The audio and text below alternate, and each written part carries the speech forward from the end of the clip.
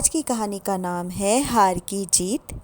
लेखक है पंडित बद्रीनाथ भट्ट सुदर्शन। तो कहानी कुछ इस तरह से है। माँ को अपने बेटे और किसान को अपने लहलहाते खेत देखकर जो आनंद आता है, वही आनंद बाबा भारती को अपना घोड़ा देखकर आता था। भगवत भजन से जो समय बचता, वह घोड़े को अर्पण हो जाता। वह घोड़ा बड़ा सुंदर था, बड़ा बलवान। उसके जोड़ का घोड़ा सारे इलाके में ना था। बाबा भारती उसे सुल्तान कहकर पुकारते, अपने हाथ से खरहरा करते, खुद दाना खिलाते और देख देख कर प्रसन्न होते थे।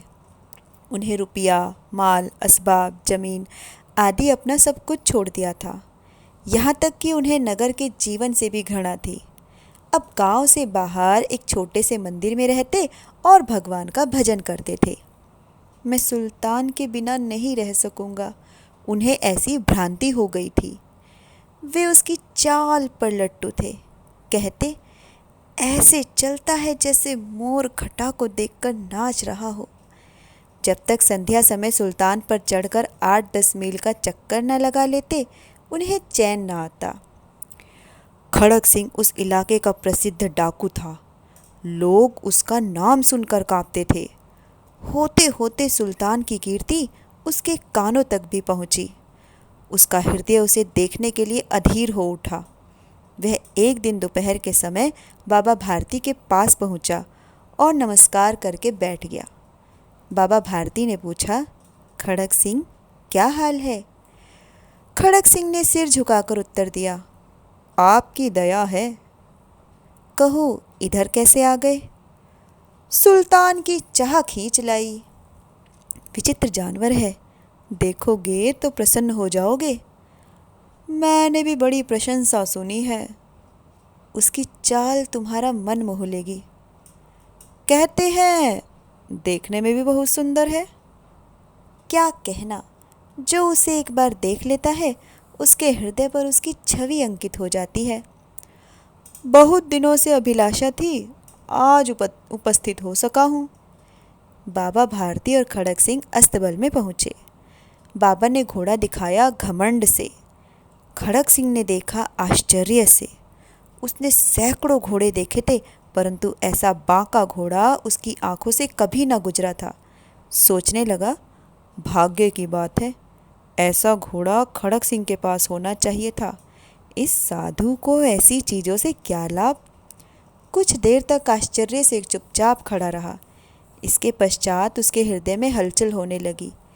बाल को किसी अधीरता से बोला, परंतु बाबा जी, इसकी चाल ना देखी तो क्या? दूसरे के मुख से सुल्तान की प्रशंसा सुनने के लिए उनका हृदय अधीर हो गया। घोड़े को खोलकर बाहर गए। घोड़ा वायु वेग से उड़ने लगा। उसकी चाल को देखकर खड़क सिंह के हृदय पर सांप लो।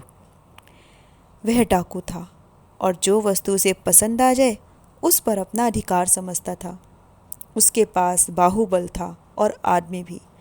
जाते जाते उसने कहा, बाबा जी, मैं यह घोड़ा आपके पास न रहने दूंगा। बाबा भारती भी डर गए। अब उन्हें रात को नींद न आती। सारी रात अस्तबल की रखवाली में कटने लगी।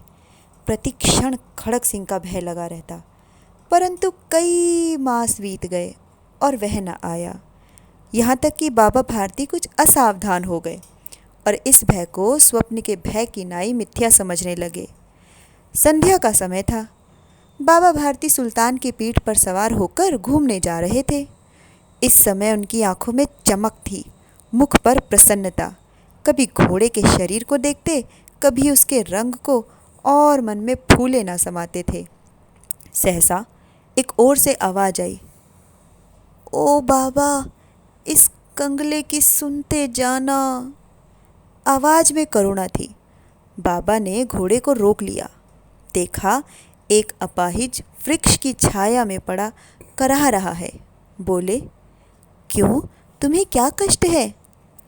अपाहिज ने हाथ जोड़कर कहा, बाबा, मैं दुखियारा हूँ, मुझ पर दया करो। रामावाला यहाँ से 3 मील है, मुझे वहाँ जाना है।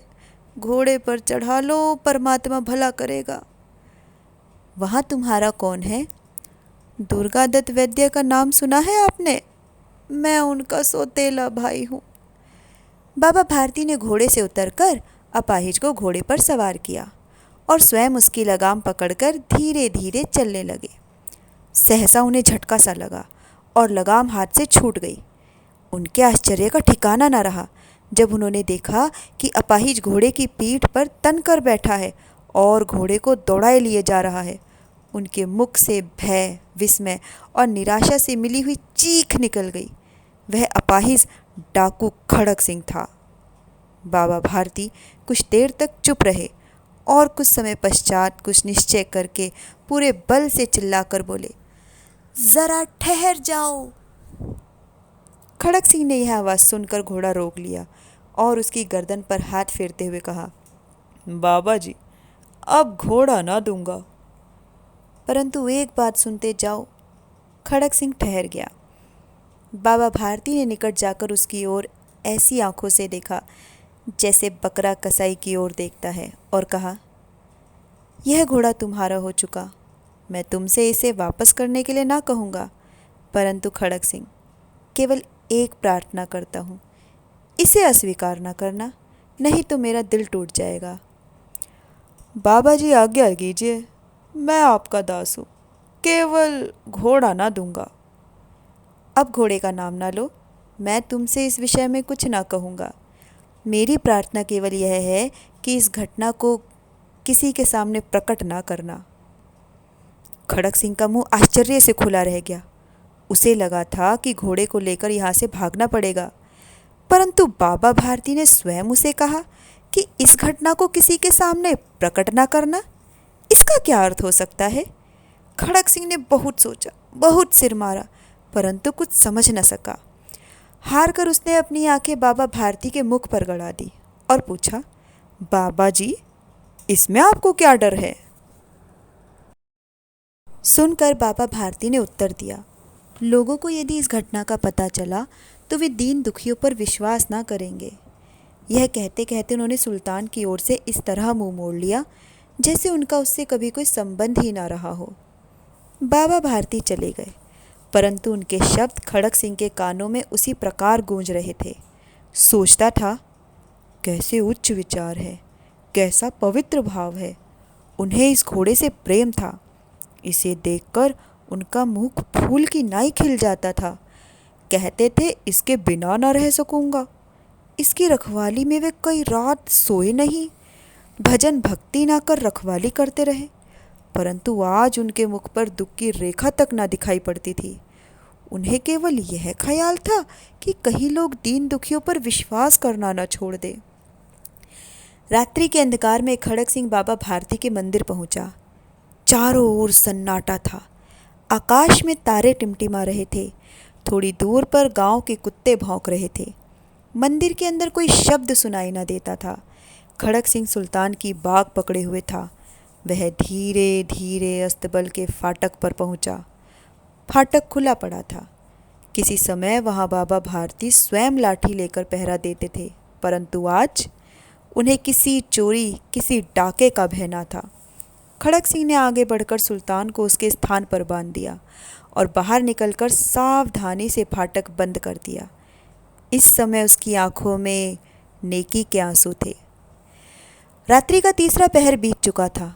चौथा पहर आरंभ होते ही बाबा भारती ने अपनी कुटिया से बाहर निकल ठंडे जल से स्नान किया। उसके पश्चात इस प्रकार जैसे कोई स्वप्न में चल रहा हो, उनके पांव अस्तबल की ओर बढ़े, परंतु फाटक पर पहुंचकर उनको अपनी भूल प्रतीत हुई। साथ ही घोर निराशा ने पांव को मन मन भर का भारी बना दिया। वे वहीं रुक गए। घोड़े ने अपने स्वामी के पांवों की चाप को पहचान लिया और जोर से हिनहिनाया। अब बाबा भारती आश्चर्य और प्रसन्नता से दौड़ते हुए अंदर घुसे और अपने प्यारे घोड़े के गले से लिपटकर इस प्रकार रोने लगे मानो कोई पिता बहुत दिन से बिछड़े हुए पुत्र से मिल रहा हो। बार बार उसकी पीठ पर हाथ फेरते, बार बार उसके मुंह पर थपकियां देते, फिर भी संतोष से बोले, अब कोई दीन दुखियों से मुंह ना मोड़ेगा, अब कोई दीन दुखियों से मुंह ना मोड़ेगा।